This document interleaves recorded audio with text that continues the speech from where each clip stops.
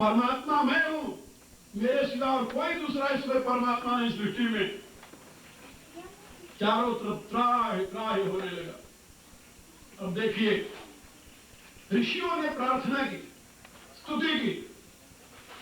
किससे स्तुति की? जगदम्बा से, भगवती से। हे जगत जननी, अब तू ही हमारी रक्षिका है, इस सृष्टि की रक्षिका है, और दूसरा कोई नहीं है। जगत जननी का आविर्भाव हुआ, कहां से हुआ जानते हैं आप? आकाश से नहीं हुआ, पृथ्वी से भी नहीं हुआ, फिर कहां से हुआ?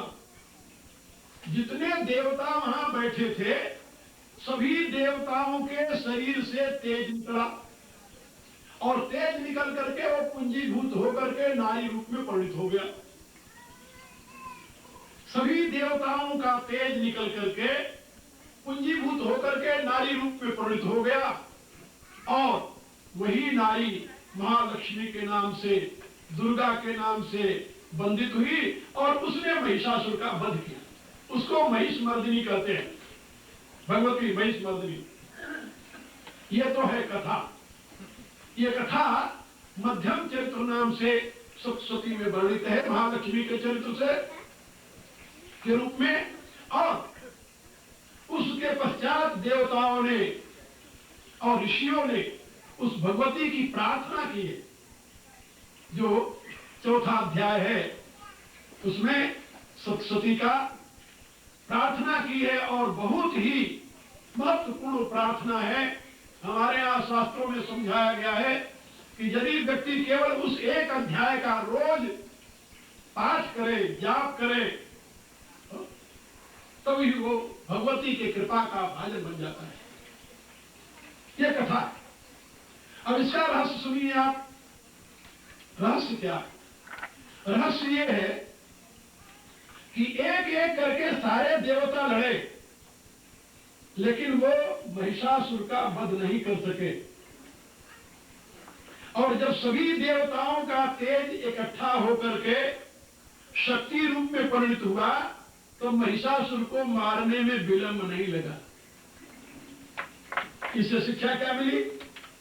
शिक्षा ये मिली कि आसुरी शक्तियां, क्योंकि वो भोग पर प्रतिष्ठित होती है, इसलिए उनमें संगठन होता है।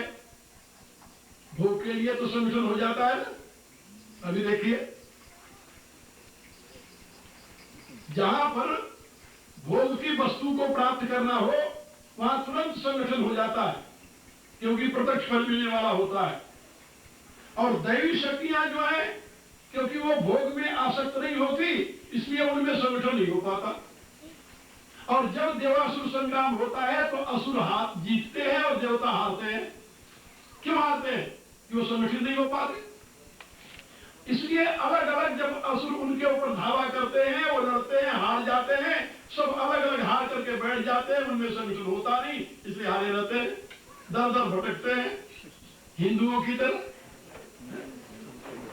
और जब उनकी संगठन शक्ति एक हो जाती है, कभी हो जाए, एक साथ संगठित हो जाए, तो दुनिया की कोई आसुरी शक्ति उनका सामना नहीं कर सकती। ये शिक्षा मिली है इस ग्रंथ से। लेकिन दुर्भाग्य से क्या होता है कि हम ग्रंथ तो पढ़ते हैं, पाठ करते हैं, लेकिन प्रेरणा नहीं लेते। कभी संगठित होकर के अपनी दैवी शक्ति को दुनिया के सामने रखने के लिए तत्पर नहीं होते।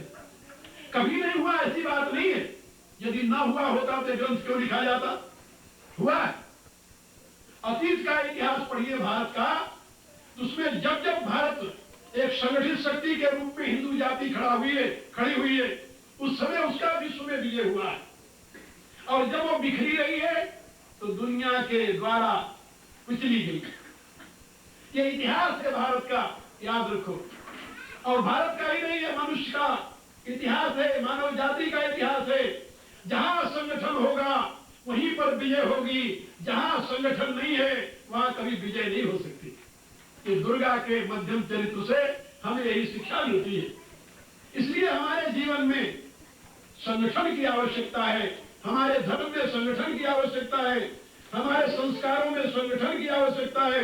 यदि हम संगठित होकर के खड़े नहीं हुए, तो दुनिया में हमारे लिए कहीं स्थान नहीं रहे। ये बात याद रखो, कहीं नहीं रहेगा स्थान। कहीं भी आप गौरव के साथ जी नहीं सकते यदि आप में संगठन नहीं है। तो आपको ये जानकर आश्चर्य होगा, जिस समय भारत पर ब्रिटिश का शासन था उस समय ब्रिटेन की आबादी 3.5 करोड़ थी।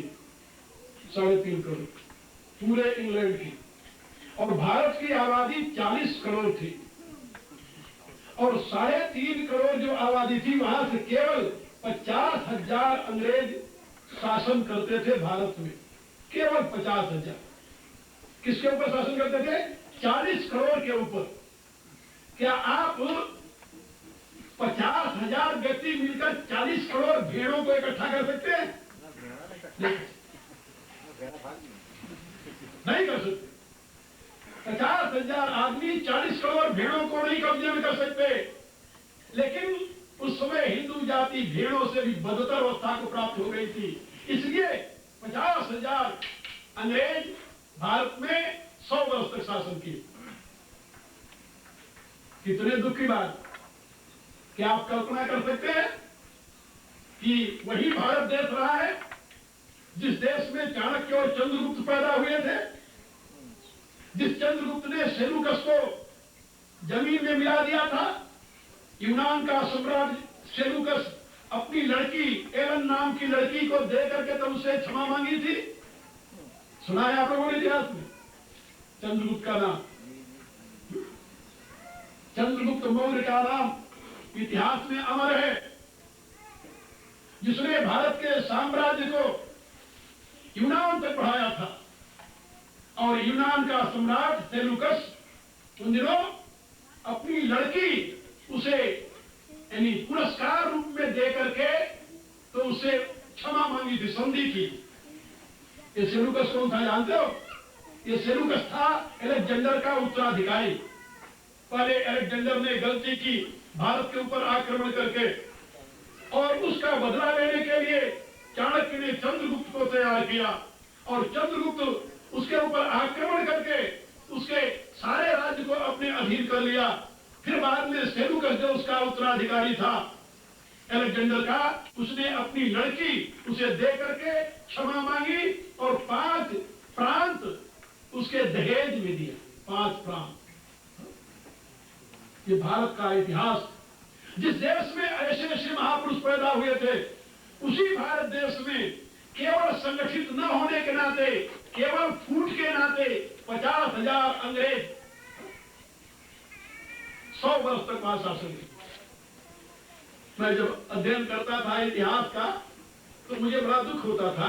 मैं सोचता था कि भाई अंग्रेजों के पास कितनी शक्ति थी, कितनी बुद्धि थी, जो 6,500 मील से आकर के यहाँ शासन किए। मुझे चाह हुई जरा मैं अंग्रेजों को देखूं।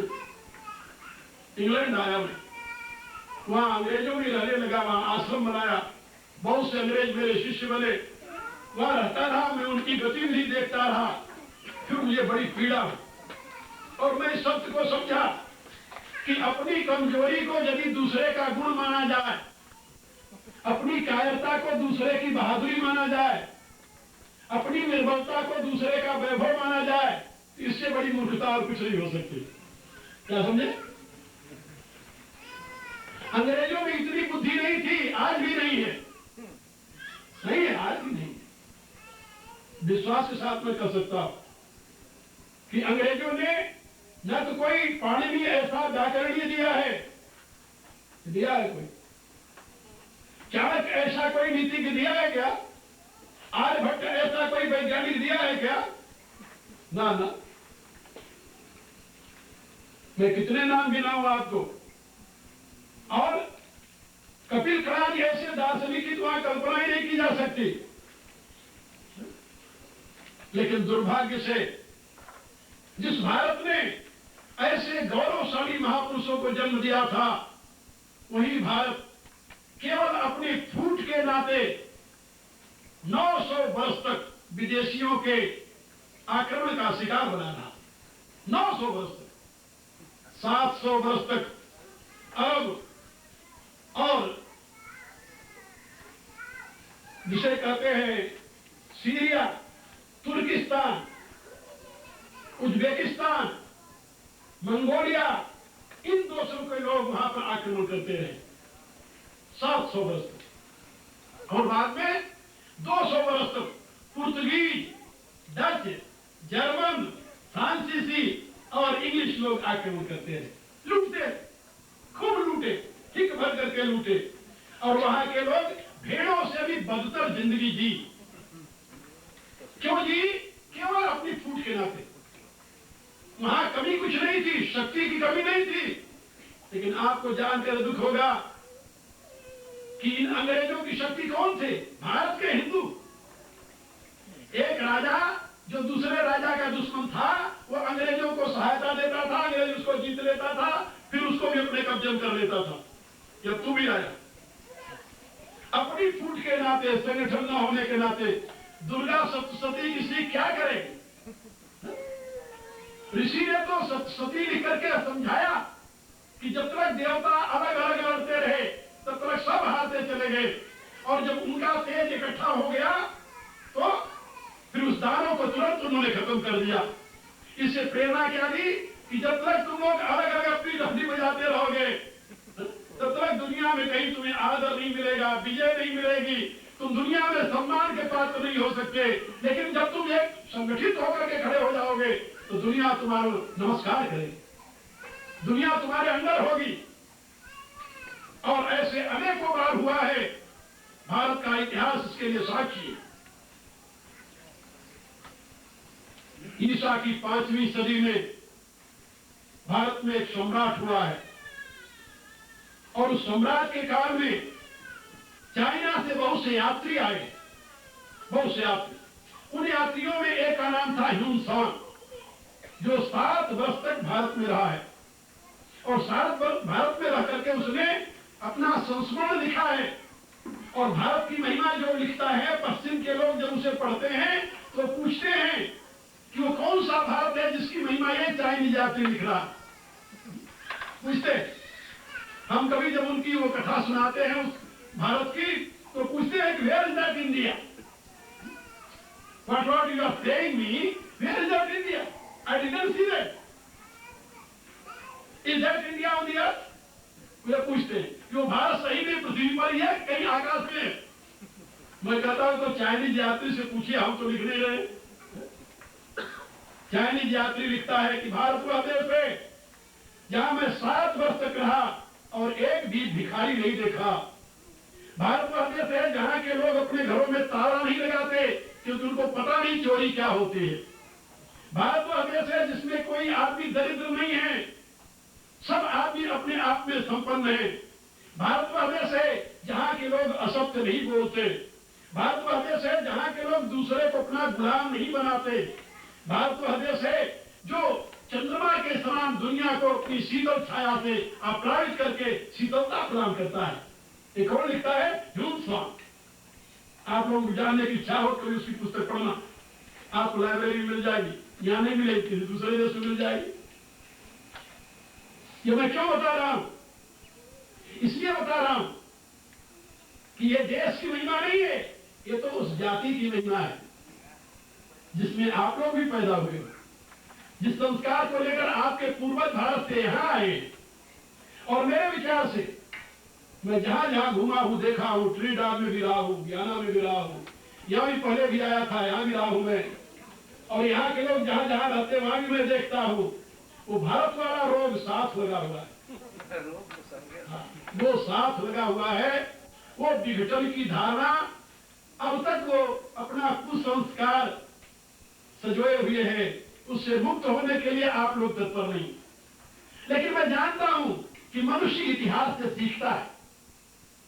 ये बात याद रखिए, आपका जो वर्तमान है वह आपके अतीत की देन है, और आपका जो वर्तमान है यही आपके भविष्य की नींव है। ये दोनों बातें याद रखिए। आपका जो वर्तमान है ये क्या है? आपके अतीत की देन है, आपके भूतकाल की देन है, आपके पास्ट की देन है, और यही आपका वर्तमान आपके भविष्य की मूल जल है। इसलिए आप अपने भविष्य को यदि बनाना चाहते हैं तो अपने अतीत से शिक्षा लीजिए। आज के ऋषियों ने कोई बात की कमी नहीं रखी। हमें गौरव है, जितना ज्ञान विज्ञान का कोश आपके पास है, हिंदू जाति के पास है, तो दुनिया में किसी के पास नहीं। इस दृष्टि से दुनिया के लोग दरिद्र हैं, बिल्कुल दरिद्र हैं। साहित्य की दृष्टि से दुनिया के लोग दरिद्र हैं, दर्शन की दृष्टि से दुनिया के लोग दरिद्र हैं, ज्ञान विज्ञान की दृष्टि से दुनिया के लोग दरिद्र हैं, जीवन विज्ञान की दृष्टि से दुनिया के लोग दरिद्र हैं।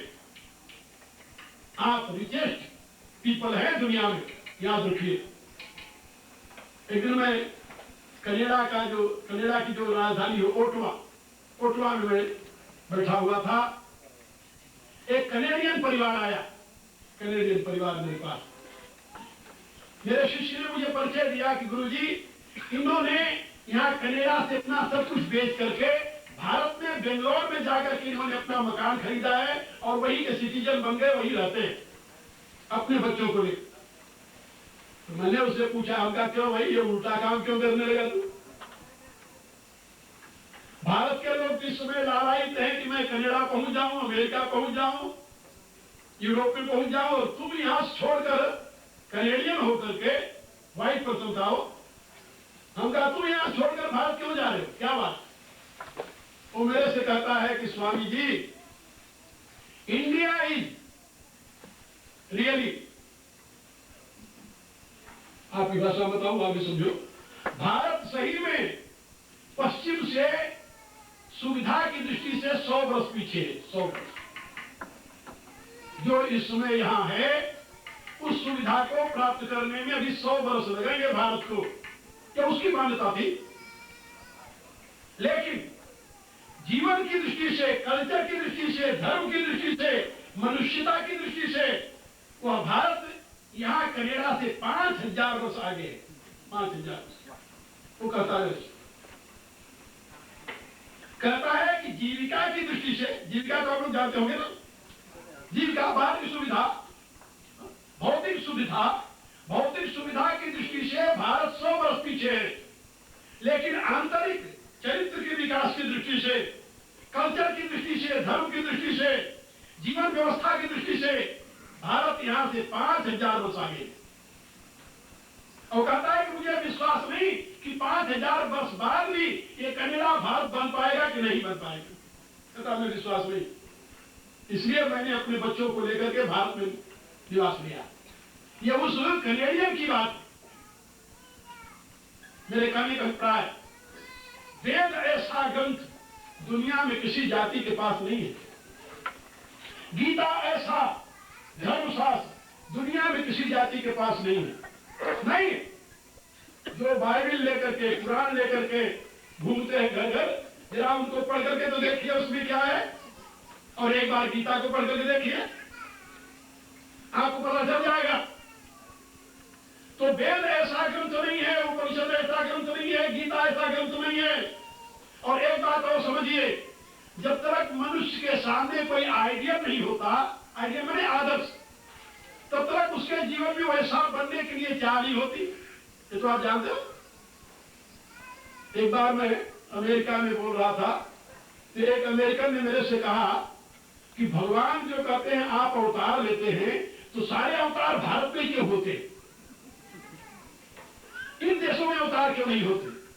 मैंने उससे कहा कि मेरे प्यारे, इन देशों में पवित्र माता पिता नहीं मिलेंगे। पवित्र माता पिता क्या होता है? हमने कहा कि पवित्र माता पिता के द्वारा ही भगवान का अवतार होता है, पवित्र माता पिता के द्वारा ही महापुरुष का जन्म होता है, पवित्र माता पिता के द्वारा ही पवित्र आत्मा इस धरती पर आती है। लेकिन दूषित माता पिता भगवान को क्या, वो तो अच्छे इंसान को ही जन्म नहीं दे सकते। पवित्र माता पिता किसे कहते हैं? हम कहा, do you know, we Hindu believe in two things, sanctity of sex and sanctity of food is very great thing.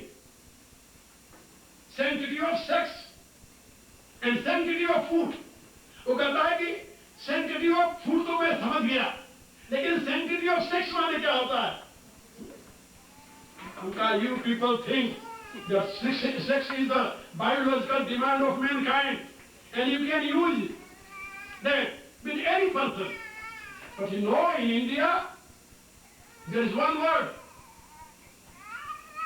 you will never find it anywhere. You can buy so many wives, but you can't get one Dharam Patni.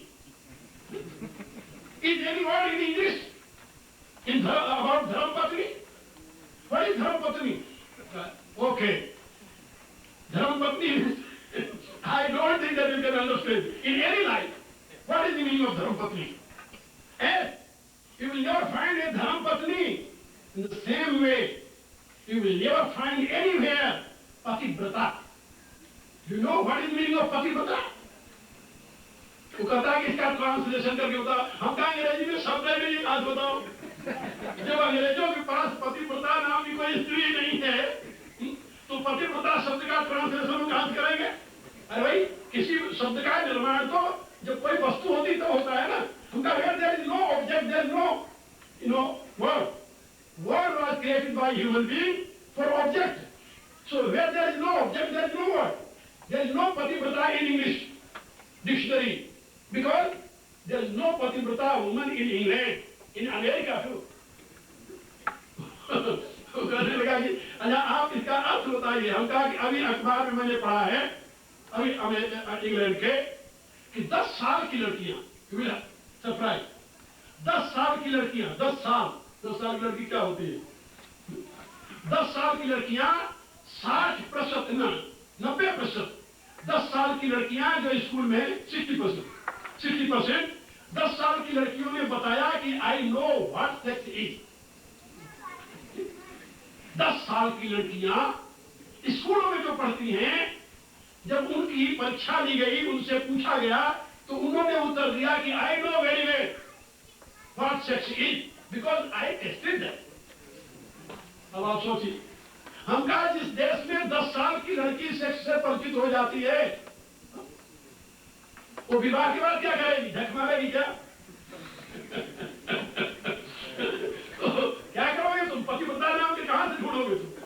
और जहां ऐसी माता नहीं, ऐसे पिता नहीं, वहां पर भगवान तो क्या, कोई अच्छा इंसान भी नहीं पैदा हो सकता। Sanctity of sex has great meaning, my dear, in our sanskar. Or nowadays I am seeing mostly Indian also following those people who are acting like an animal. I don't think that they are acting like animal too, because if I say that they are acting like animal, then it will be really, abuse for animal, because animal using always their sexual process in the time, but those people who have no time, no place, you will surprise, very shameful. They are not human beings. But nowadays, those Indians who are living in these countries, they are following this. इसलिए मैं आप लोगों को बता रहा था कि सत्य को समझिए। आप में यदि संगठन हो जाए तो दुनिया में आपसे श्रेष्ठ और कोई नहीं होगा, याद रखिए, नहीं होगा कोई। और भगवती दुर्गा का आविर्भाव, उस परम तेजोमयी शक्ति का आविर्भाव आप में तब होगा जब आप संगठित हो। जैसे देवताओं के संगठित तेज से दुर्गा का जन्म हुआ था, आविर्भाव हुआ था, वैसे ही आपके संगठित शक्ति से ही आपका वैभव प्रकट हो सकता है, अन्यथा नहीं, याद रखो। और आपका सनातन धर्म बहुत ही प्रैक्टिकल धर्म है। ये चारों मनुष्य के लिए परम प्राप्तव्य है। उसमें से मोक्ष उसका अंतिम लक्ष्य है। मोक्ष क्या है? लक्ष्य, aim of life is to achieve perfection, emancipation, that is moksha. वो जीवन का अंतिम लक्ष्य है। और उस लक्ष्य तक पहुंचने के लिए जिस साधन की जरूरत है उसको अर्थ कहते हैं। बिना अर्थ के तुम आगे कैसे बढ़ोगे? यदि आप लोग भूखे हो, घर से बिना खाए पिए आए यहाँ, मैं आपको 1 घंटे तक व्याख्यान दूंगा, आपको बहुत अच्छा लगेगा। जब 1 घंटे से ऊपर होने लगेगा तब आप ऐसे ऐसे करने लगोगे और फिर सोचोगे कि कब गुरुजी बंद करें तो बहुत अच्छा। फिर ध्यान कहां जाएगी, वो तरफ जाएगा। क्यों जाएगा भाई? कहा कि पेट की आग जो है वो ज्ञान से नहीं बुझती, वो तो रोटी से बुझती है। तो जो मनुष्य की आवश्यकताएं हैं, मेरे कहने के प्राय सनातन धर्म उन आवश्यकताओं को स्वीकार करता है और कहता है कि अर्थ की आवश्यकता है। कुछ लोग ऐसा मानते हैं कि सनातन धर्म जो है वो तो जगत को मिथ्या बताता है, इसलिए वो कहता है कि अर्थ की कोई वैल्यू नहीं है। सनातन धर्म नहीं, भारत में एक ऐसा संप्रदाय उदय हुआ, ऐसा संप्रदाय जिस संप्रदाय के परिणाम से ही भारत का एक विनाश हुआ, पतन हुआ, हमें बताने में कोई संकोच नहीं होता। भारत में एक ऐसा संप्रदाय पैदा हुआ जिस संप्रदाय के प्रचार और प्रसार का परिणाम भारत का पतन रहा, और उसने दो बातें सिखाई मनुष्य को। एक तो अहिंसा शब्द का गलत अर्थ बताया, अहिंसा, अहिंसा शब्द का गलत अर्थ बताया, और दूसरा उसने यह बताया कि यह जगत जो है ही नहीं, है तो मिथ्या है, क्षणिक है, नाशवान है, यहाँ कुछ नहीं है, ये नरक का द्वार है, ऐसा समझाया। दो चीजें बताई उसने, और उसका परिणाम हुआ, उसके प्रभाव में आकर के भारतीय जीवन का सर्वनाश। जब तुम ये मानोगे कि जगत में कुछ है ही नहीं, सब मिथ्या है, फिर तुम जगत के लिए प्रयत्न क्यों करोगे? और जब तुम ये मानोगे कि यदि तुमसे मच्छर मर जाएगा तभी तुम नरक में जाओगे, अब मैं ऐसे ऐसे हाथ करूं कि मच्छर मर रहे होंगे, फिर तुम क्या करोगे? तो तुम्हारा तो जीना ही मुश्किल हो जाएगा। इसलिए अहिंसा का जो सही अर्थ था शास्त्र में, उसको विकृत किया गया। अहिंसा माने अपने सुख के लिए किसी दूसरे प्राणी को दुख मत दो, इतना ही अर्थ है अहिंसा का। याद रख लो, काम देगा आप लोगों को। हिंदू माने होता है अहिंसक। हिंदू शब्द जो है इसका संस्कृत में अर्थ है अहिंसक। हिंसया दूयते यस्य चित्तम स हिंदू, जिसका हृदय, जिसका चित्त हिंसा से कांपता हो वो हिंदू है। और हिंसा किसे कहते हैं? हिंसा कहते हैं अपने सुख के लिए दूसरे को दुख देना, वो हिंसा है। अपने जीव के स्वाद के लिए तुम भेड़ बकरियां काट करके उधर में डालते रहो, सड़ी मांस ला करके उधर में भरते रहो। इस मनुष्य के पेट को, जिसमें भगवान कहते हैं कि मैं वैश्वानर अग्नि के रूप में इसमें विराजमान हूं, उस यज्ञ कुंड में तुम ऊपर से मांस के टुकड़े डालो, ये हिंसा है। लेकिन कोई शत्रु तुम्हारी तरफ आंख उठा करके देखे और तुम सर नीचे कर लो, तलवार से तेरी गर्दन काट दे, वो अहिंसा नहीं है, वो क्या है? वो कायरता है। उसका नाम है cowardness. That is not non violence but that is cowardness. इसलिए हिंदू शब्द की व्याख्या करते हुए बताया गया है। और मानसिक दोनों प्रकार के पापों को जो अपने तपस्या के द्वारा, संयम के द्वारा नष्ट कर देता है, और हेतु ही शत्रुवर्गास्य, और शस्त्रों के द्वारा जो अपने शत्रुओं का संहार कर देता है, स हिंदू थे, उसे हिंदू कहते हैं। ये हिंदू शब्द का अर्थ है। कायरों का नाम हिंदू नहीं है। हेतु ही शत्रुवर्गास्य स हिंदू थे, जो शस्त्र के द्वारा शत्रुओं का नाश करता है वो हिंदू कहा जाता है।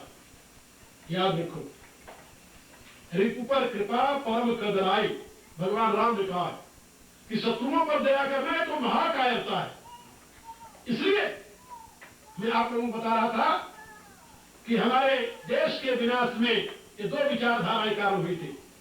और जब एक महापुरुष हुए भारत में, जिनका नाम था बाल गंगाधर तिलक, उन्होंने गीता के ऊपर कर्मयोग नाम की पुस्तक लिखी, और उस पुस्तक का इतना प्रभाव हुआ कि अंग्रेजों के समय में भारत के नौजवान उस पुस्तक को हाथ में लेकर के अंग्रेजों का सामना करते हुए फांसी पर चढ़ जाते थे। कितना असर हुआ उसका। और एक ऐसी संगठित शक्ति जागृत हुई भारत में उस गीता ज्ञान के प्रकाश में, जिसने अंग्रेजों को भारत से भागने के लिए विवश कर दिया। लेकिन उन्होंने, बड़े चालाक लोग थे, चालाक होने के नाते उन्होंने गांधी की शरण ली, और गांधी की शरण लेकर के अपने आप को कहा कि मैं तो तुम्हारे नाते राज देकर जा रहा हूं, हम तुम्हारी अहिंसा को पूछते हैं। और उसकी चालाकी के परिणाम में 32 लाख लोग मारे गए थे, 32 लाख जिसमें भारत का विभाजन हुआ था, और 3 करोड़ आदमी इधर से उधर हुए थे, उधर से उधर हुए थे। 3 करोड़ आदमी बेघर हुए थे और 32 लाख लोग मारे गए थे जिस दिन भारत स्वतंत्र हुआ था।